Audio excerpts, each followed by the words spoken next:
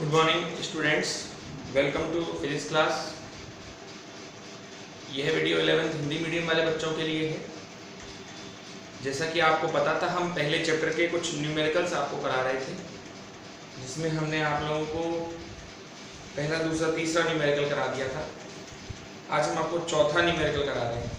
ठीक है, देखिए, न्यूमेरिकल समझने के लिए पहले तो आप लोगों के पास किताब होनी चाहिए। सबसे पहली शर्त यही है कि अपन न्यूमेरिकल जब समझ पाएंगे जब हमारे पास क्या हो, किताब। फिर जैसा हम बोल रहे हैं वैसा ही आप उस किताब से मैच करें, तब तो आपको न्यूमेरिकल समझ में आएंगे। नहीं तो ये जो किताब कोर्स में जो बदली है आपकी, अब आप इसमें देखिए, इसमें 24 न्यूमेरिकल हैं और हमने अभी आपको काफ़ी सारे तरह से करा दिए हैं। बट आप सोचिए कि अगर हम किताब नहीं होगी हमारे पास तो कितनी परेशानी महसूस होगी। तो बुक लेके बैठा करें, जब भी आपको न्यूमेरिकल कराएं तो आप बुक लेके बैठें, तभी आपको न्यूमेरिकल सही ढंग से समझ में आएंगे बच्चों। ठीक है, तो मैं आपको 2.4 करा रहा हूँ। पहले ये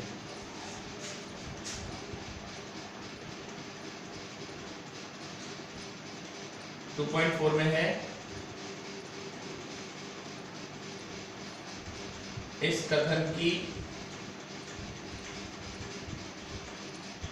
व्याख्या करो। आपको इस कथन की व्याख्या करनी है।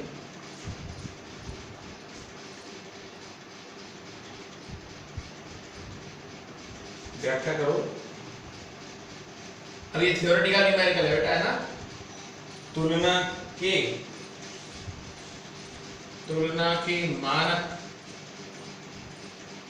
तुलना के मानक का विशेष उल्लेख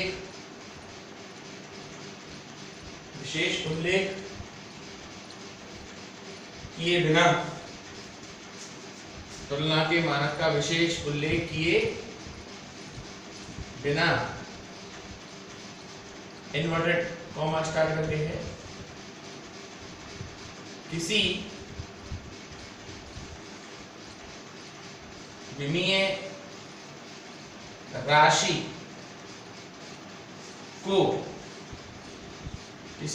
राशि को बड़ा या छोटा, किसी विमीय राशि को बड़ा या छोटा कहना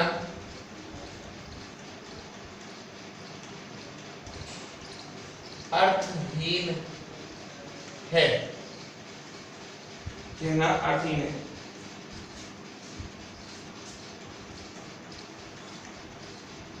इसे ध्यान में रखते हुए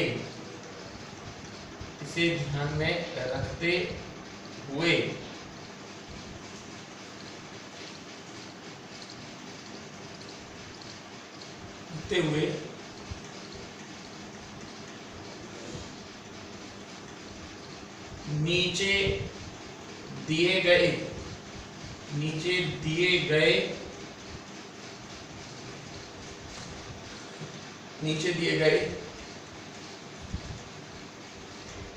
कथनों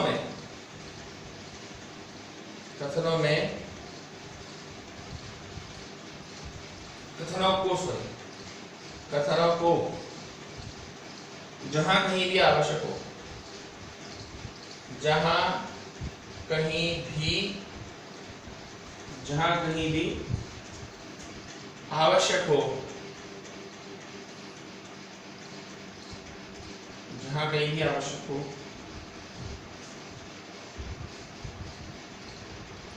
दूसरे शब्दों में व्यक्त करो।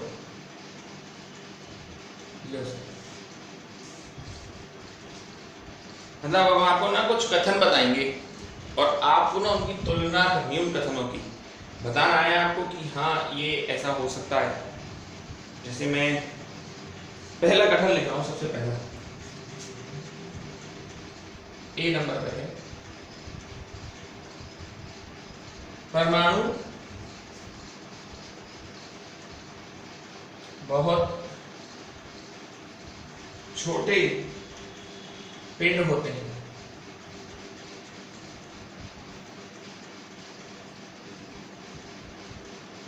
आप या तो इससे भी छोटा या इससे बड़ा बताओ। परमाणु का आकार बहुत कम होता है, तो आप कैसे तुलना कर सकते हैं? अब अगर व्यवहारिक रूप से देखें तो आप क्या कहेंगे कि परमाणु किससे भी छोटा हो सकता है आपके हिसाब से? ये खुद के देखा बोले हाँ, किसी विमीय राशि को बड़ा या छोटा कहना अर्थहीन है। इसे ध्यान रखते हुए नीचे दिए गए शब्दों को जहां कहीं भी आवश्यक हो दूसरे शब्दों में व्यक्त करना। यानी अब इस परमाणु बहुत छोटे पिंड होते हैं, इस लाइन को आप दूसरी तरीके से व्यक्त करो कि किससे छोटे हो सकते हैं या इससे भी छोटे होते हैं। जैसे राई का दाना देखा है ना आपने, राई का दाना या सरसों का दाना, ठीक है, राई का दाना, या फिर कह लीजिए पिन होती है, पिन का आगे का टिप, या मान लीजिए ये मार्कर है, चलिए ये मार्कर का आगे का टिप से भी बहुत छोटे होते हैं। तो हम ये लिख सकते हैं परमाणु का आकार, परमाणु का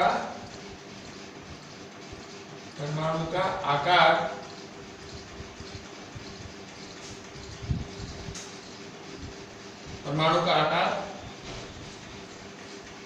राई के दाने से भी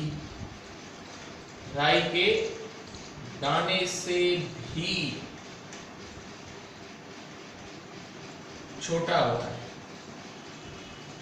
मतलब राई का दाना तो फिर भी बड़ा है, लेकिन परमाणु का आकार उससे भी छोटा है। तो ऐसे ना आपको ना कंपेयर करके बताना है, यानी कि तुलना करके बतानी है कि आपके हिसाब से इसका क्या आंसर है। अच्छा, दूसरा है जेट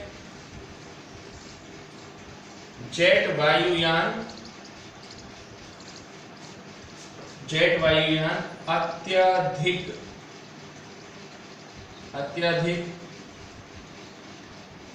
गति से चलता है।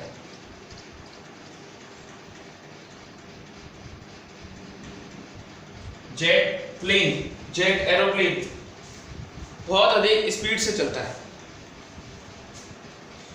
जेट वायुयान अत्यधिक गति से चलता है। जेट वायुयान लड़ाकू विमान जिसको अपन बोले, या फिर मतलब हवाई जहाज है। हवाई जहाज की स्पीड मैक्सिमम आप देखें, बहुत ही बढ़िया से बढ़िया तेज से तेज चलने वाला हवाई जहाज भी 2500 किलोमीटर से तेज नहीं चल सकता। तो कितनी स्पीड होगी?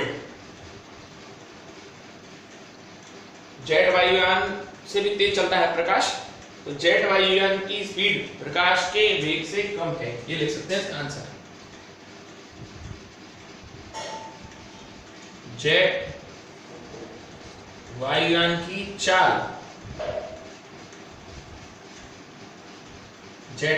चाल, प्रकाश की चाल से भी कम है।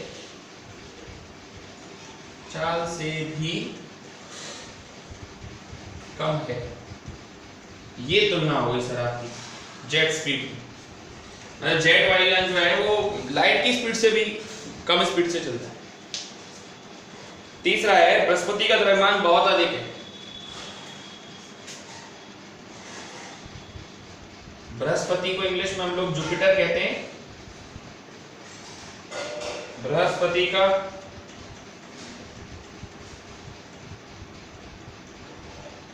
द्रव्यमान बहुत अधिक है। बृहस्पति जुपिटर का मास सबसे ज्यादा है, यानी कि मतलब आपको कंपेयर करके बताना है कि जुपिटर का मास सबसे ज्यादा है तो किससे ज्यादा है, तुलना करके बतानी है कि बृहस्पति का मास सबसे अधिक है ये बोल रहा है, तो अपन को ये बताना है कि किससे अधिक है। बृहस्पति का मास तो ज्यादा है लेकिन किससे ज्यादा है ना? तो बृहस्पति का जो द्रव्यमान है वो किससे अधिक है? बृहस्पति का द्रव्यमान है सर आपका सूर्य का द्रव्यमान सबसे ज्यादा होता है, तो बृहस्पति का द्रव्यमान सूर्य के द्रव्यमान से कम है।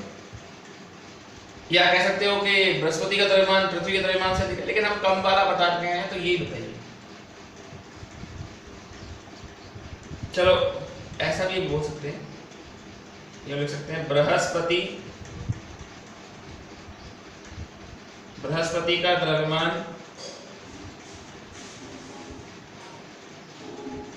पृथ्वी से अधिक है। मतलब पृथ्वी है ना, उससे भी ज्यादा द्रव्यमान है किसका? बृहस्पति का। तुलना करनी है ना अपन को, कौन ज्यादा कौन छोटा, बस ये काम करना अपन को, कौन ज्यादा है कौन छोटा है। तो बृहस्पति का द्रव्यमान पृथ्वी से भी अधिक है। अगला है चौथा नंबर का, डी नंबर का, कमरे के अंदर अणुओं की संख्या बहुत अधिक है। कमरे के अंदर अणुओं की संख्या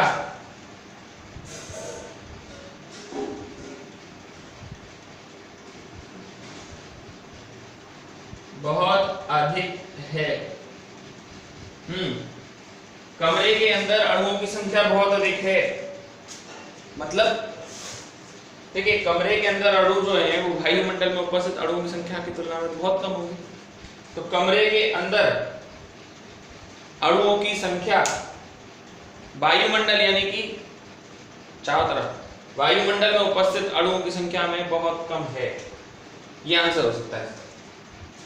कमरे के अंदर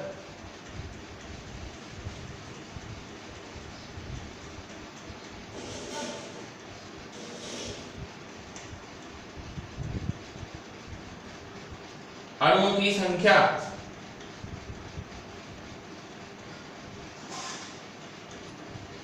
कमरे के अंदर अणुओं की संख्या वायुमंडल में उपस्थित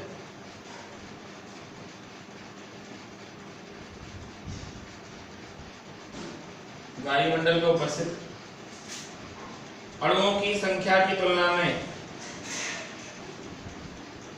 अणुओं की संख्या की तुलना में कम है। कम क्या है? तो बहुत ही कम है, बिल्कुल ये मान लो ना के बराबर।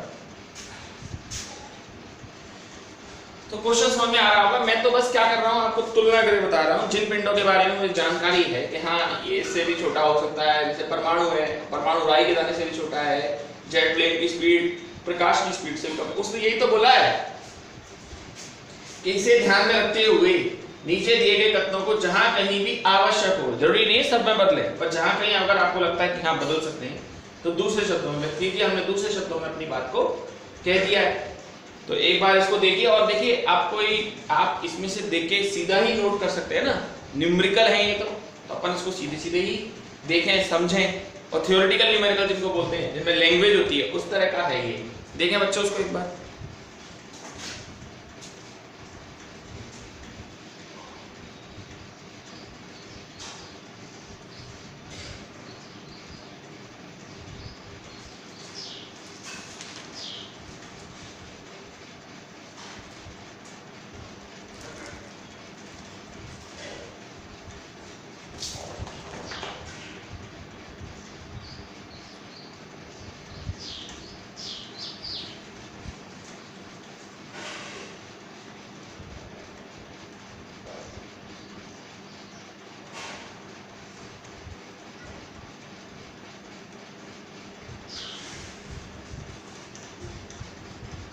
चलिए सर आगे चलते हैं और हमारे दो कथन और हैं इसमें, उनको और स्पष्ट करें।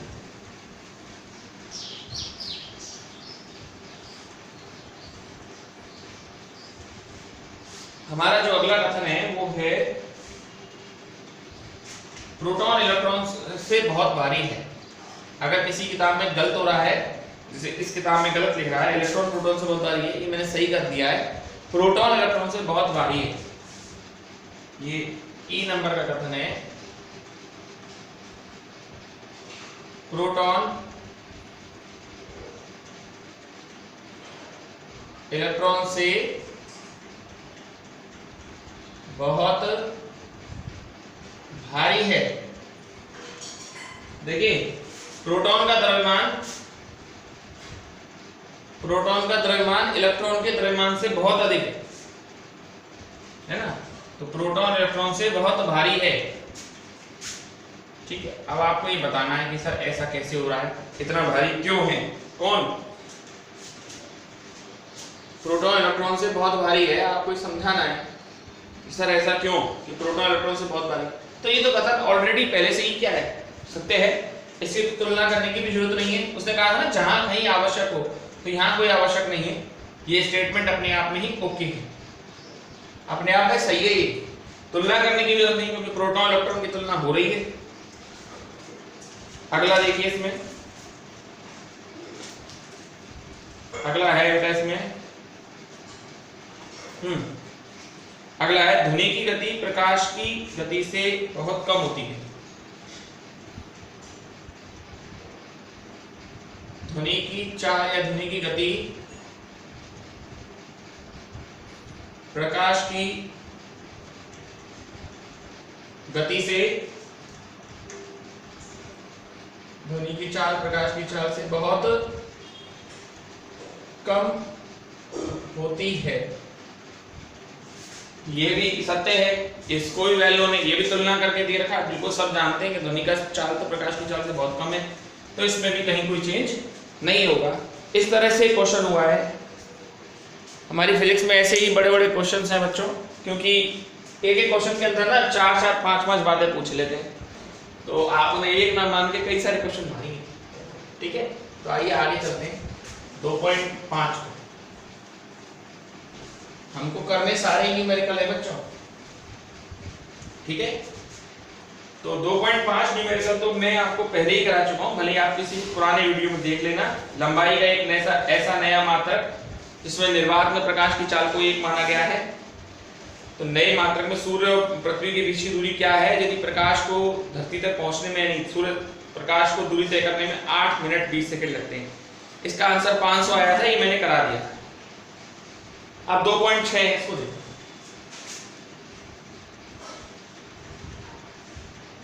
और ये है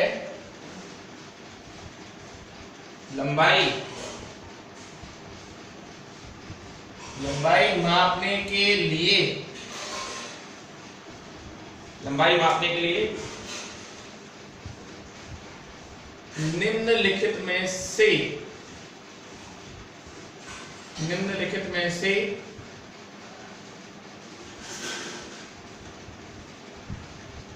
सबसे परिशुद्ध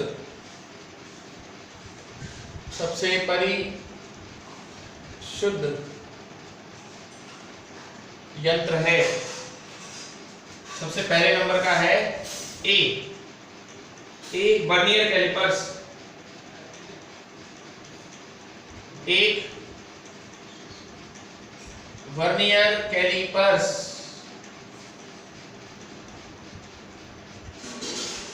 वर्नियर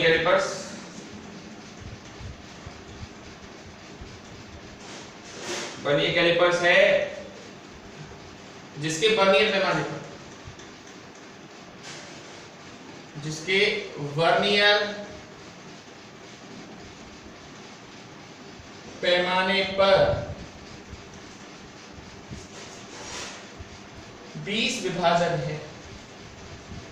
20 वर्नियर कैलिपर्स कम से कम 0.1 सेंटीमीटर तक नापता है। 0.1 सेंटीमीटर मुख्य पैमाने का मान है, और उसको भी अल्पतमांक बता देता हूं मैं। अल्पतमांक होता है मुख्य पैमाने के 1 भाग का मान बटे वर्नियर पैमानों की संख्या।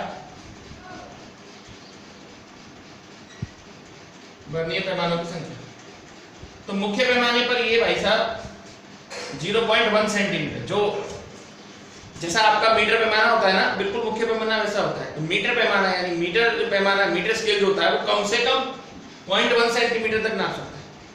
अब उसको भी उन्होंने 20 खाने कर दिए, है ना।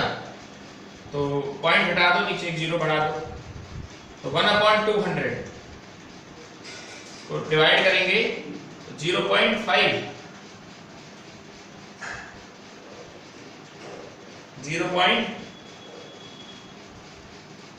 इंटू 10 की पावर क्या आएगा? 10 की पावर आएगा -2।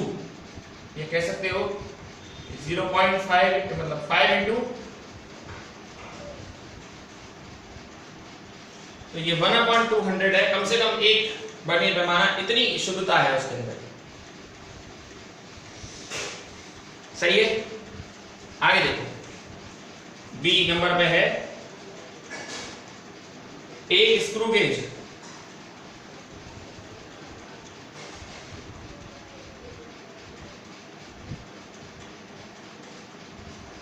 जिसका चूड़ी अंतराल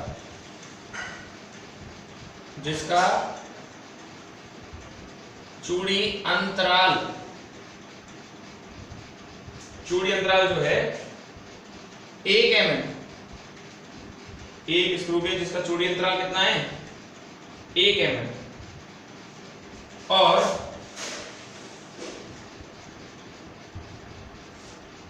वृत्तीय पैमाने पर 100 विभाजन है। तो बहुत अच्छा है। 1 mm का मतलब 10 की घात -3 है, ऊपर से 100 और आ गया, तो 10 की घात -3 और सेंटीमीटर में नहीं, ध्यान रखना। सेंटीमीटर बनाओगे तो 1 mm में 10 सेंटीमीटर भी होते हैं। मतलब चलिए वो जो मीटर में कहना चाह रहा है वैसे कर लो, क्या दिक्कत आ रही है। इसको मीटर में लिखते हैं तो 5 × 10 की घात -5 होता है, और ये है 1 × 10 की घात -5। ये ज्यादा बढ़िया है। ये तो 5 × 10 की घात -5 मीटर तक नाप रहा है, ये 1 × 10 की घात -5 मीटर तक नाप रहा है। देखिए मुख्य पैमाने पर जो पाठ्यांक होता है उसमें वर्नियर के खानों की संख्या का भाग लगाना। अब जैसे यहाँ पे 0.1 सेंटीमीटर था, अब 0.1 सेंटीमीटर को हम 10 की घात -3 मीटर भी ले सकते हैं। कितना ले सकते हैं? 10 की घात -3 मीटर, और फिर अपन उसमें डिवाइड लगा रहे हैं कितने का? 20 का, तो ये आंसर आता है। अगला है सी नंबर पे, और ये है प्रकाशिक यंत्र।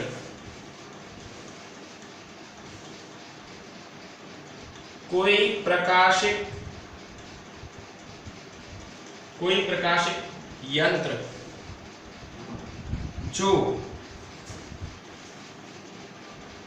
जो प्रकाश की तरंगदैर्घ्य की सीमा के अंदर, तरंगदैर्घ्य की सीमा के अंदर लंबाई माप सकता है, लंबाई माप सकता है।